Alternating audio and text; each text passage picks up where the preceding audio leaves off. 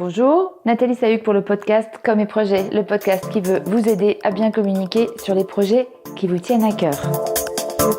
Je vous propose ici le 49e épisode de cette série de podcasts et c'est aussi l'ultime épisode de la mini-série qui s'attache à parler des communicants. Avant de partir dedans, je voulais juste vous préciser peut-être quelque chose parce que je me rends compte que c'est peut-être contre-productif ce que je suis en train de faire là.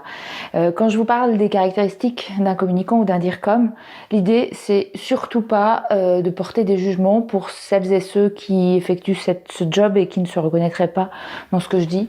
Je crois qu'il y a plusieurs façons de remplir une mission. À travers ça, moi ce que je veux c'est simplement insister sur ma façon de le voir, ma façon de le faire, ma façon de l'exprimer. C'est une proposition que je vous fais, mais je suis persuadée qu'il y a des super bons communicants qui sont pas du tout comme ça et qui mettent en avant d'autres aspects très différents. Il n'y a pas qu'une seule façon d'être un bon cordonnier, il n'y a pas qu'une seule façon d'être un bon communicant. Dans ces petits épisodes, c'est simplement un clin d'œil à travers ce que je trouve être particulier, important, et en tout cas qui m'aide à bien fonctionner pour faire ce que j'ai envie de proposer aux gens avec qui je travaille. Voilà, c'est tout. Petite mise au point terminée. Bienvenue dans les rêves. Un DIRCOM ou un communicant, ça doit savoir rêver. Alors pourquoi faut-il rêver ? Pourquoi faut-il rêver quand on est un communicant ? Eh bien la première chose, c'est que je pense que ce qu'attendent vos interlocuteurs dans le cadre de votre travail, dans ces cas-là, c'est d'abord la fantaisie, la créativité. Et le rêve, c'est s'autoriser à devenir créatif dans l'expression de son travail. Si on ne rêve pas, si on n'a pas cette part d'imaginaire et de folie, ça va être quand même très compliqué de proposer des choses de but en blanc. Et au contraire, si on s'autorise au rêve, on peut sortir un peu du cadre, on peut s'autoriser à changer les choses. Finalement, c'est quoi la créativité ? La créativité, c'est savoir mélanger les idées pour en faire de nouvelles. C'est tout. Donc, le principe du mélange des idées, ça passe par la notion de rêve, par la notion d'imaginaire.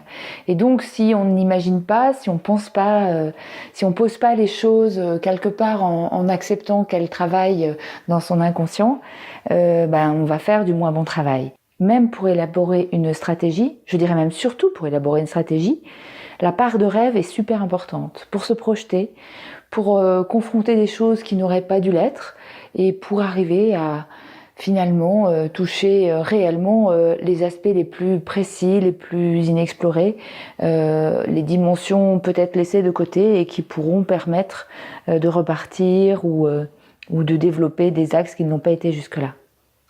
La différenciation en matière de stratégie, c'est important et le rêve permet de se différencier puisqu'il ouvre sur des aspects qui n'ont pas été officiellement validés comme faisant partie du sujet souvent.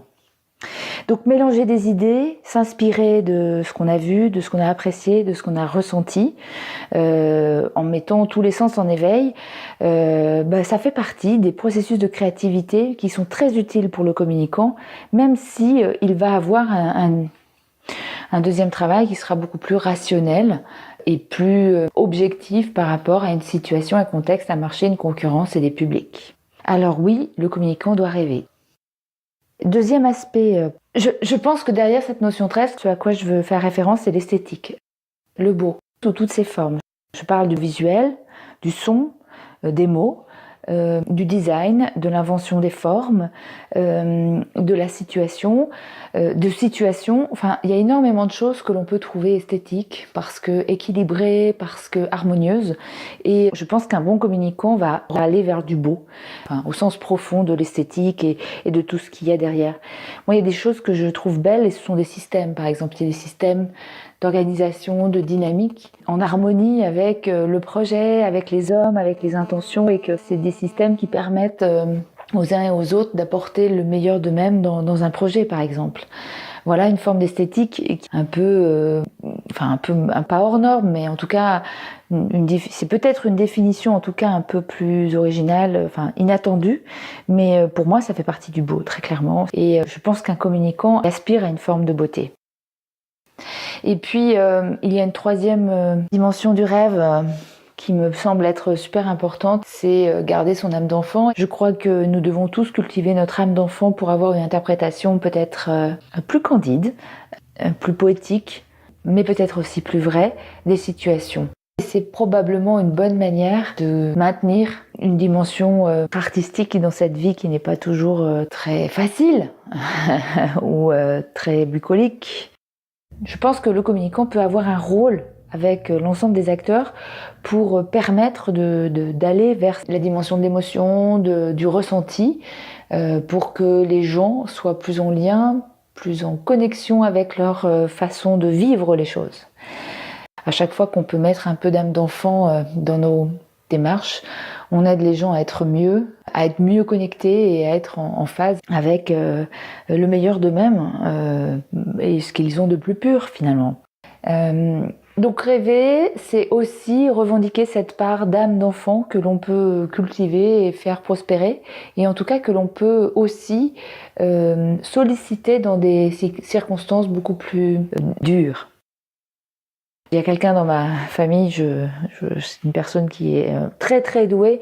On dit d'elle qu'elle cultive ses nuages roses. C'est quelqu'un qui revendique cette approche, et je trouve que ça donne des choses très profondes en fait, et une forme de connexion à la réalité du moment. Donc voilà, l'âme d'enfant, c'est aussi savoir jouer, savoir profiter de l'instant à 100%, se projeter sur le temps vécu, et puis se projeter sur une interprétation peut-être moins nuancée mais très sincère. Si vous utilisez un plan de com, une stratégie des messages, un plan de contenu, des images, des mots, des situations pour permettre aux gens de retrouver un peu leur âme d'enfant, il est probable que vous amélioriez le monde en général. Il est probable que vous révéliez des choses qui ne demandaient qu'à l'être et qui vont faire sortir du mieux. Voilà. Cette fois-ci, c'était bien le dernier volet de la série sur les caractéristiques d'un communicant. J'espère que ce podcast vous a plu, que vous pourrez le partager par iTunes en mettant un grand nombre d'étoiles et en vous abonnant, s'il vous plaît. Et également sur toutes les plateformes d'écoute de podcast ou bien sur mon site comeprojets.com. Et dans tous les cas, ce que je vous invite à faire, c'est me faire savoir ce que vous pensez de cet épisode, des podcasts. Et si vous avez des sujets, n'hésitez pas. Proposez-les-moi, je serai très heureuse de pouvoir les traiter aussi. Merci de votre écoute, très bonne journée à vous, et puis je vous dis de toute façon à bientôt pour le numéro 50.